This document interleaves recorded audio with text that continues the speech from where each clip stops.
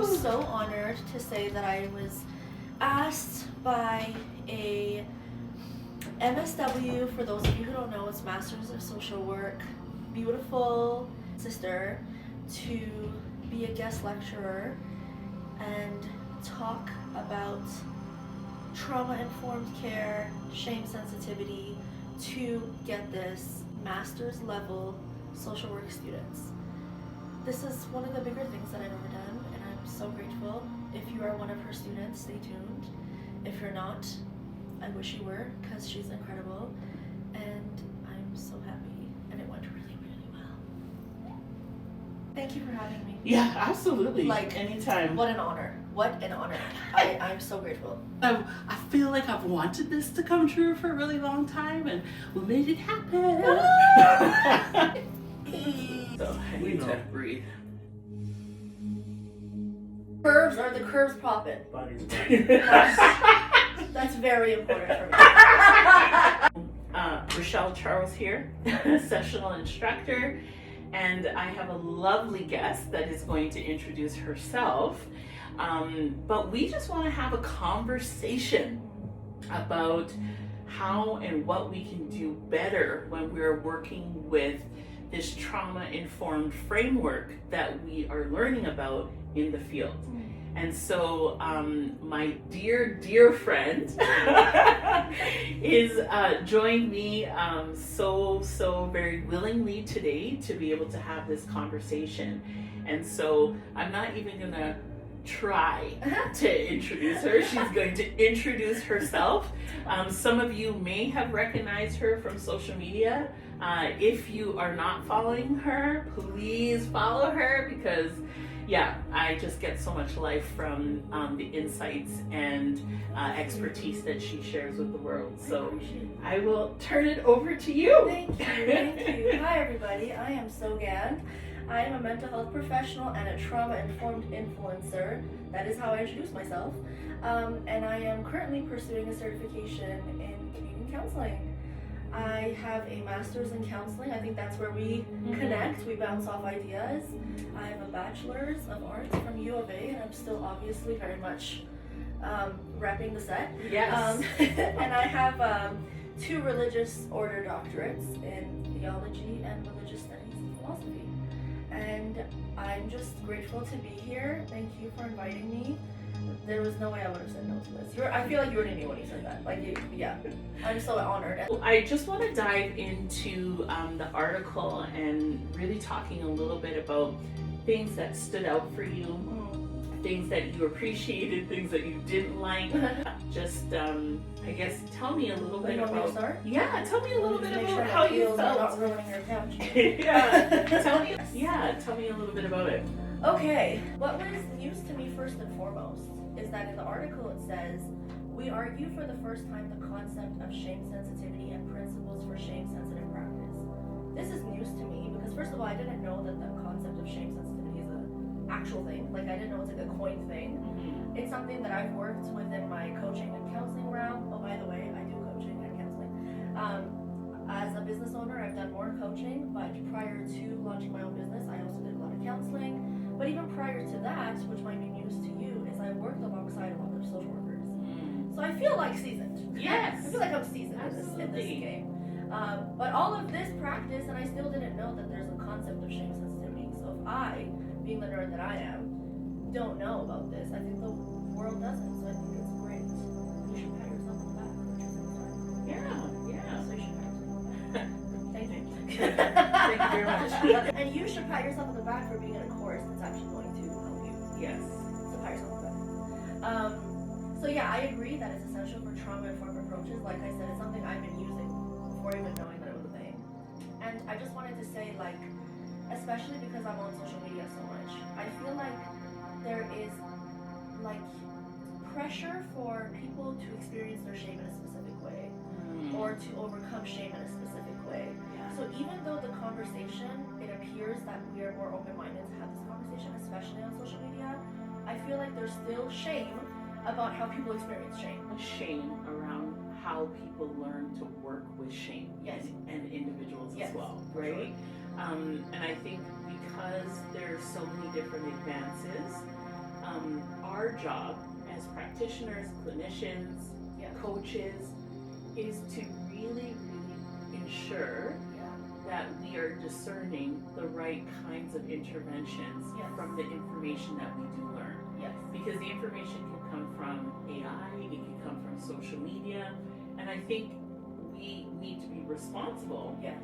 with the information that we are absorbing Yes. and make sure that it matches, make sure that it is trauma informed and that it is shame sensitive.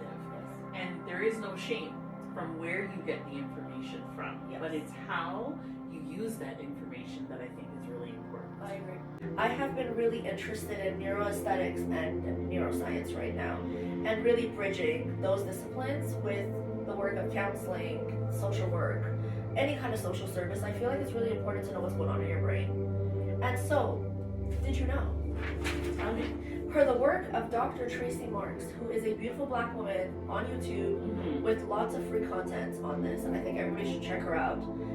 She breaks complex topics like shame down into like an 11-minute video, and I think it's just brilliant. So she says, the shame activates the default mode network that's responsible for activation of ruminating thoughts and experiences. Did you know that?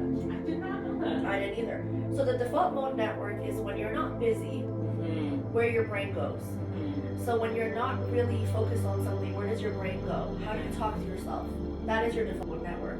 So your shame activates that.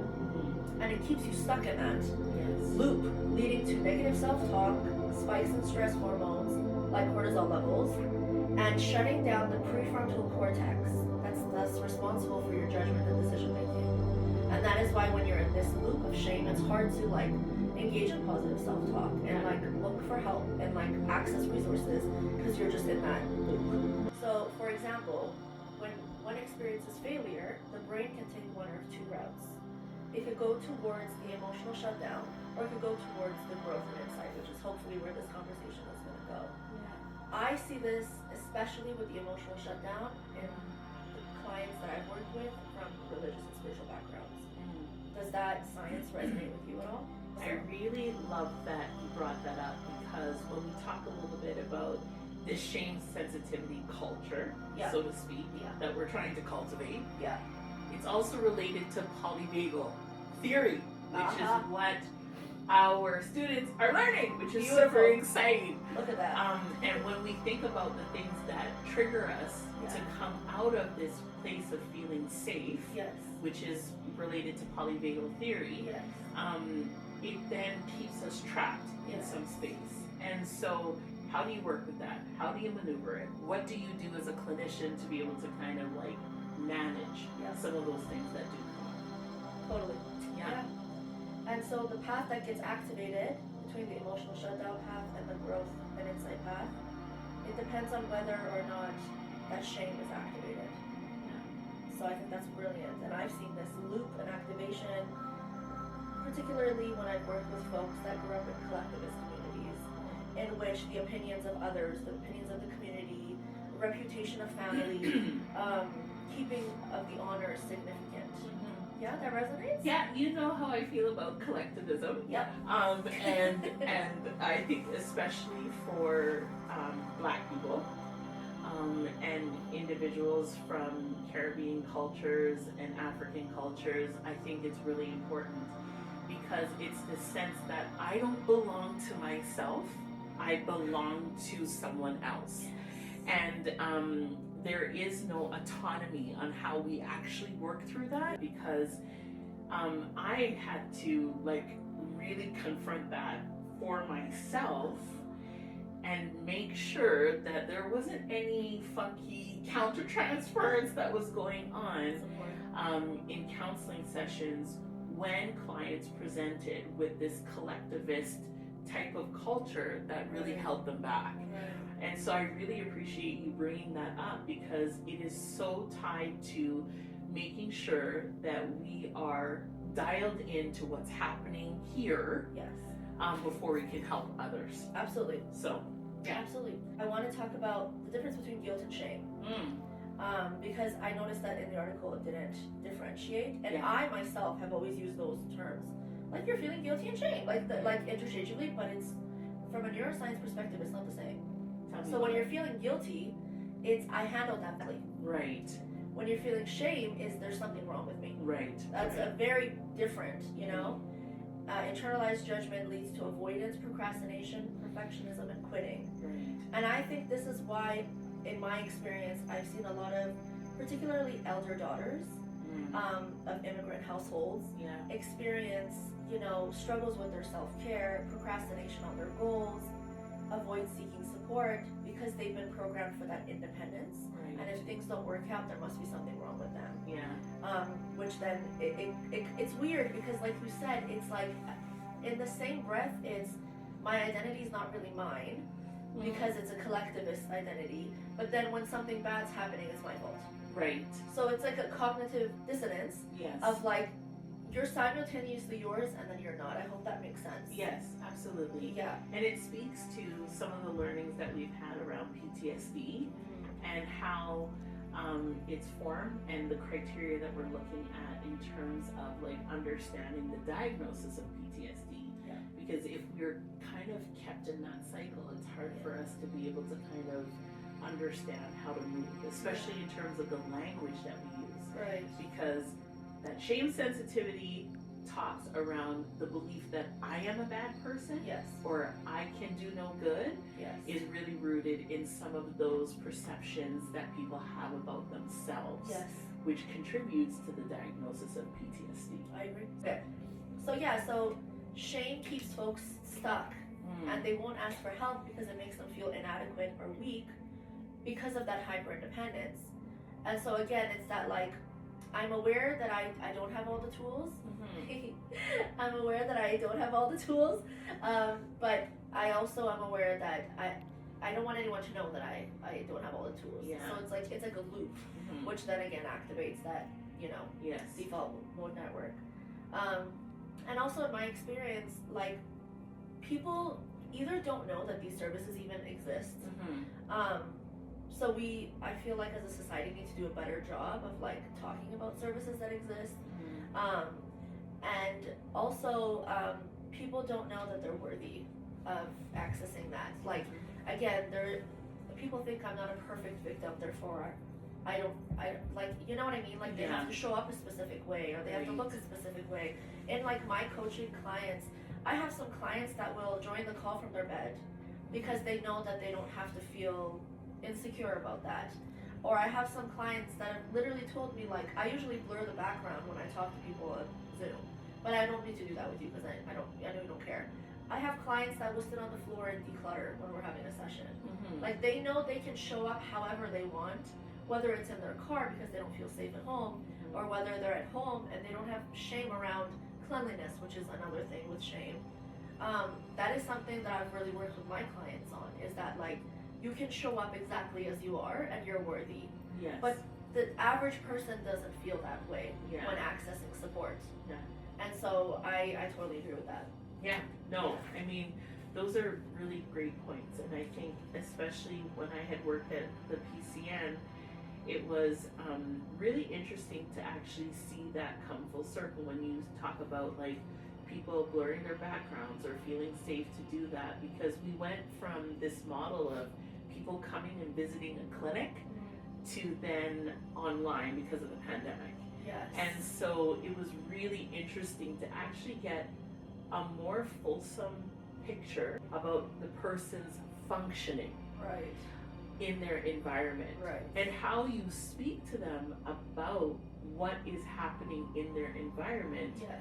can be shame inducing Absolutely. depending on how you go about it. Yeah. And so it was really, 2020 was A a time to be had, but it was also really, really interesting because we started to pivot. We Yeah. started, and you had to pivot so that you can actually meet people where they're at. Yeah. And this is how then you are able to tailor interventions, you're able to support people, Yeah. the therapeutic bonds and relationships can get stronger Yeah.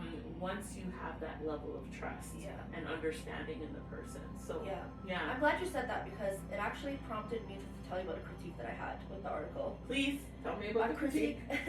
critique that I had is that it doesn't really talk obviously it's not like a super long article, so like that could be a limitation of the article. Sometimes they have that like limitations, Right. but I noticed this one doesn't. No tea, no shade. Okay, I'm just saying. No one's perfect. Right.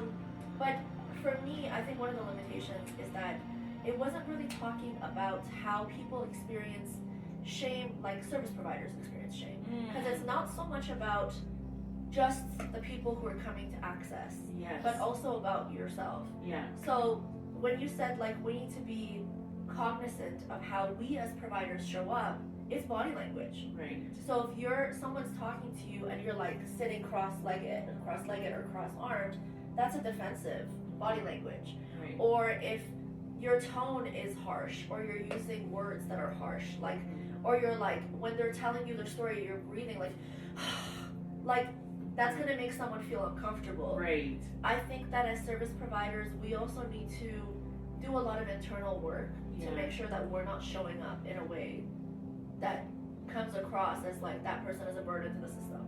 Mm-hmm. You know? So that is one of my critiques, is that I don't feel like the article talked too much about that. Yeah, and it's really interesting because when we think a little bit about social work and the importance of supervision, to be able to kind of unpack some of those things, I think I learned a little bit of some of my own bad habits when I was able to have my sessions taped, and I would bring it to my supervisor, and you know, my supervisor would be like, so like, why were you sitting on your hands, or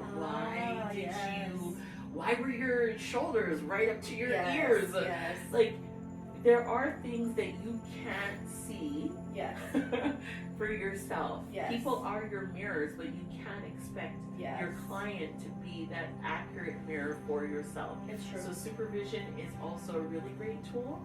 And I encourage people, group supervision, individual supervision, I encourage people to seek it out, keep it up.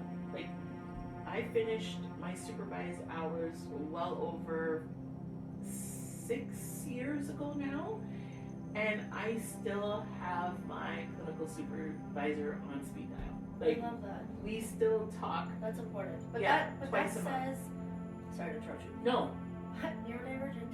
That's another thing, is I think It's all good. being honest about, if you're neurodivergent, being honest with people that, like, if I interrupt you, it's not because I'm trying to, it's not a shame thing, it's because my brain. Right. That's like, you know, Yeah. that's something that also this article didn't talk about, neurodivergence and like shame and like just being honest, you know, just like showing up honestly. But I think it's also important that the supervisors also are open about their own process. Yes. Because I have had some supervisors that could really benefit from doing some of this internal work. Amen. All tea, all shade. If the shoe fits. Oh dear. Yeah. No, it's you know what I mean? Yeah, like, it's it's fair. everybody needs to know about their cognitive, their blind spots or their biases, and sometimes it's so interesting because I don't know if this was something that in my master's program it was very much like, we're not the expert of people's stories, we're just passengers. But in practice, a lot of people in our work act like they're the expert of people's stories. Yes. And so when people act like that, that tells me you haven't done the internal work. And to me, it's actually quite a turn off. Yeah. And that has happened to me with client stories, where clients have told me about past practitioners that they've worked with. But I've also worked with medical staff personally, therapists, hypnotherapists, psychiatrists, and who have also very obviously not done their own internal work. And it's like a painful process to be in, because that also brings that shame. Yes. You know? Absolutely. So it's important that whoever you're trusting with your money is doing the internal work. I love that you say entrusting with your money, because two things kind of come to mind for me. Is that I think as social workers and practitioners and coaches, whoever you are as a service provider in the field, need to make sure that you do that warm handoff, and so that you're not just sending your little chicken or your little ducky out into the world of butcherland. Yes. I think that's really important. We need to be protective, and we need to vet the resources that we're using. For sure. And then also, I think that it's really, really very, very important for us to be able to also understand that, yeah, we are not the experts in people's lives, and that we have to actually match that message to Yeah. how we're intervening and Yes. how we're working with people. Yes. And so people need to feel it. Yes. People need to understand it. Yeah. People are not dumb. No, I they're think not. sometimes we think because we have these credentials that like we know more than people, or like people pick up on things. They'll Yeah. pick up on your disingenuous vibe or disingenuous body language. Like they like that, and that goes back to that, like you're not the expert of their No. story. I think that's really important. And I want to say humble curiosity Yes. is my North Star when it comes down to combating shame Yes. and being able to understand Yes. and to work with people. Yes. Humble curiosity. And so Yes. not really being pompous with like seeking out the information and making sure you know, check off information on your checklist, but Yeah. just being like, can you tell me more about that? Yeah. And like, I really didn't know, and like, not being fake about it. Like, Yes, I totally agree. That's the thing, is Yeah. like, you need to be personable. Yes.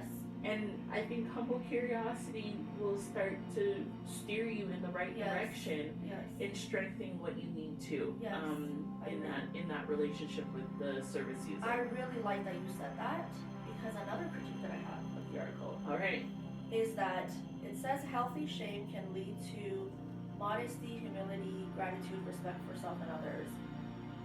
I would have preferred if they said humble curiosity, Yes. because the terms modesty and humility have been used in a lot of religious spaces, Yes. spiritual spaces, collectivist spaces to put people down. Right. So that actually cannot be healthy shame. No, absolutely not. Our incredible videographers are giving us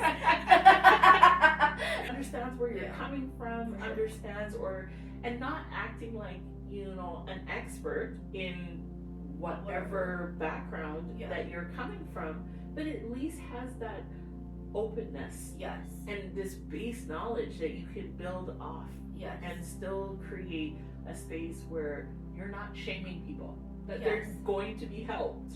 Yeah, and they're gonna want to come back. It's really important for us as practitioners to recognize that like this experience is either going to encourage people to continue seeking such experiences or never want them to come back. But if you as a practitioner like are modeling that there is no shame anxiety here, there's no performance anxiety here, like I'm here to help you, and like if I make a mistake I can take accountability and apologize for that. That doesn't make me less than, it doesn't make you less than, like, and I just, yeah, I think that if we all just did that a little bit more and we weren't so defensive about it, I think that it would make the healing space Yeah. more. And I feel like being dialed in and tapped into that notion really supports Yeah. people in being able to kind of grow Yeah. and to also replicate that in their own world. Yes. Which Post-traumatic shame and how it's associated with isolation, detachment, hiding, cancellation of appointments, emotional flatness, and non-communication. So I think it would be important for folks to know, like, are a lot of your sessions being canceled? I mean, life happens, but that might be a good place of introspection of like, is that clients being comfortable to tell me if something's not working, if they're canceling, or is like life happening? Also, it's like these things are not like set in stone, right? right. The research is going to continue, the conversations are going to continue, we're going to find out what works, what doesn't work. So it's like being open. I think for me it's openness and warmth. Yes.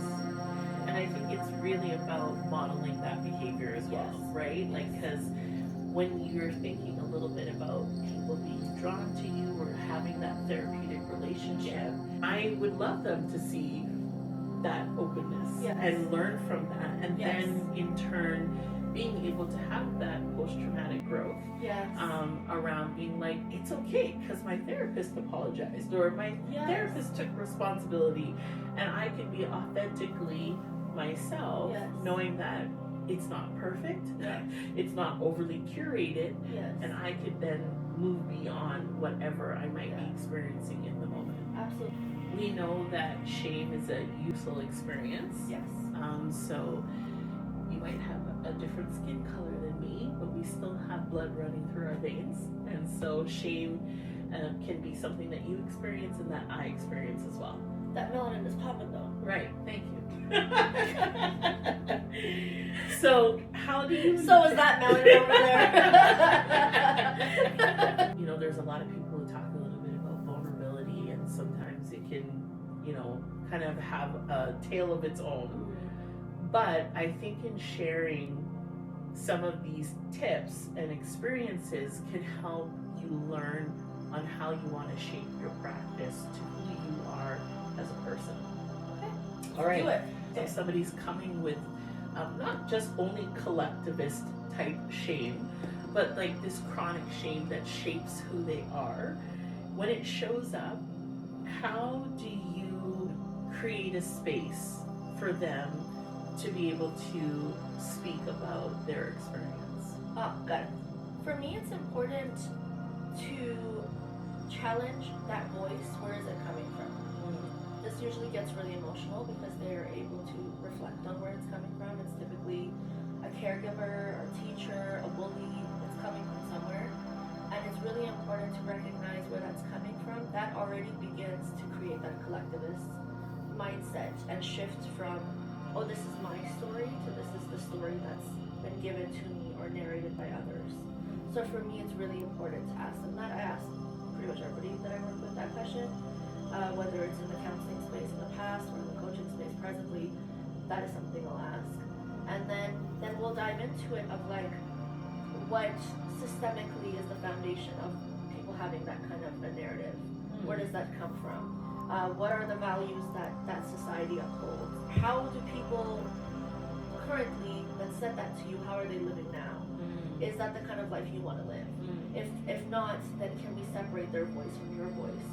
So a lot of separation, because it's like enmeshed. Okay. And in a lot of relationships, like in a collectivist sense, there's a lot of enmeshment of relationships. Okay. Whether it's parental to like a child, or if it's like the power dynamics are just like wires, or just like woo. This meme that I always see on social media of like two people talking in like a therapeutic lens, and it's like your person that's talking, and then the other person is like separating the yarn. Right. And that's kind of what I do with like this narrative piece of like the story.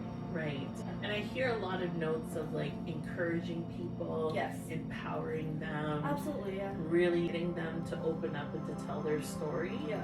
and really validating them. And I Yes. think that's super important, because sometimes that shame is just written all over people. Yes. And you know, I was giving the example a little bit about how people really kind of like work with this, and you know what it looks like on them. And so you often see people not making eye contact, or they'll come in really anxious, or you know, their heads are bowed. So Or they'll be late.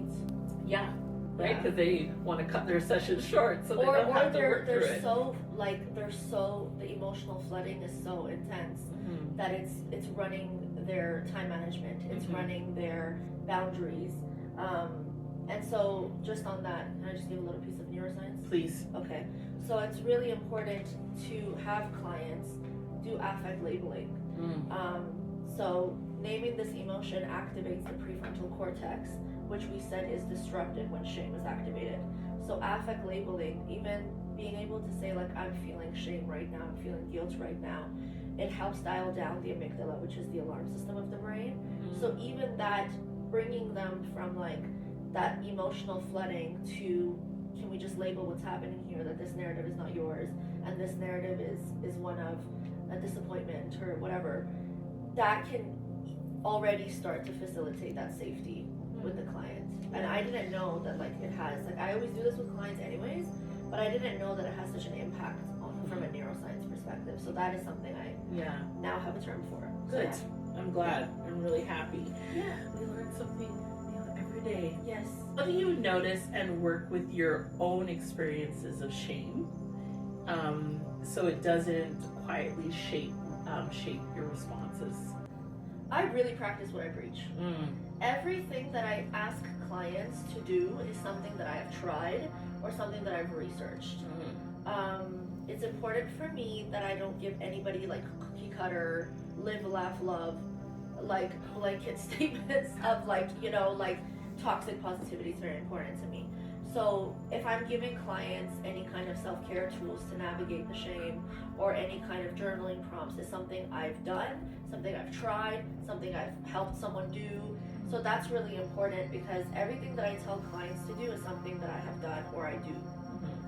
So for me, I just practice what I preach. That's important to me. And my self-care, I'm cognizant of when I'm lacking on it, and I try really hard to not lack around client time, because I feel like it'll show up. And I feel like that's mirrored so much in your social media. Again, no, this is a shameless plug, is to check out her social media, because I'm so honored. I feel I like didn't ask her to do this video. exuding some of those messages that we see is really, really important to be able to empower clients. That's so sweet. And I feel like that's the reason why I was attracted so much to some of the work that you do, because you're blending so much of what people need, so much of what I feel that society is about, and we have such a wide variety of people. And you know, maybe to go a little bit on the social work train a little bit, is that you know, with some of the work that I'm doing, like at the national level, you know, we've been included and named in mental health as some of the providers that see most individuals seeking services from social work. And so we see a huge gamut, a huge range of people. And I think it is so important that we are relevant. And I really, really can like appreciate, like I could show your content to a youth that I'm working with and be like, you see this post? That makes things. Yeah, absolutely. That really, from somebody I respect on a scholarly level, on a human level, on a woman level, on a sisterhood level. Thank you.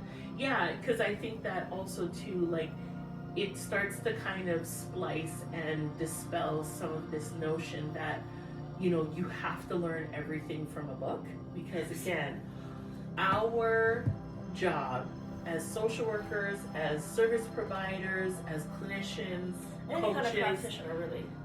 It is so important for you to use discernment around the information that you receive, so that you can support individuals. And I think that, you know, is the main message here. Really. So one of the last points, that not all proactive attempts to avoid shame. Give me a warm, gentle hug. Because I think sometimes we need to be careful and gentle with ourselves. That, you know, as much preparation that it goes into, as much education that we have about being well-informed, trauma-informed, shame-sensitive, aware. All the informed. If you cultivate an environment where people feel open to have these conversations, then people can say like, oh, like that didn't go as well as I intended. That's what I said didn't go as well as I intended. And there's like, it doesn't come from a place of shame. Maybe it comes from a place of guilt. But even that, as we talked about with the neuroscience, is not as intense of like an activation system for your brain. If you feel like nobody sees your craft, just keep pushing someone on.